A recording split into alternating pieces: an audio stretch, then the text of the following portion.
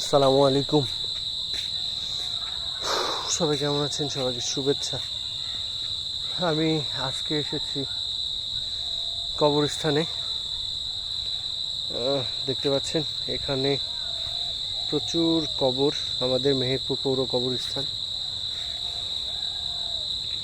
এখানে সবাই শুয়ে আছে, আমাদের আত্মীয় স্বজন, দাদা দাদি, নানা নানি, যে যেখানে আছে সবাই এই কবরস্থানে শুয়ে আছে।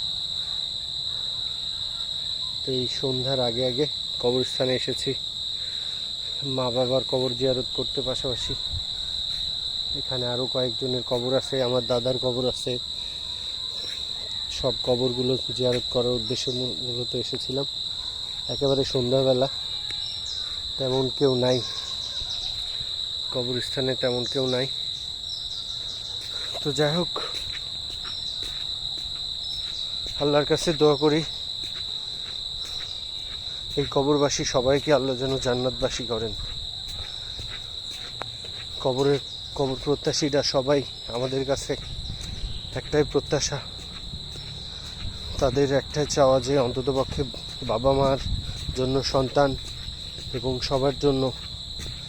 সবার জন্য সমস্ত কবরবাসীর জন্য দোয়া। আর সন্তানের দোয়া বাবা মার কবরে সরাসরি কোনো বাধাগ্রস্ত না, সরাসরি কবরে আল্লাহর দরবারে পৌঁছায়। তাই প্রত্যেকটা সন্তানের উচিত তার বাবা মা তথা সমস্ত আত্মীয় স্বজনের জন্য দোয়া করা।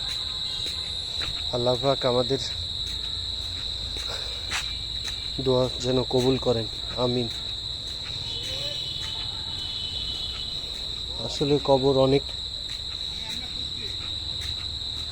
আল্লাহ আমাদের সবাইকে কবুল করুন, আমিন।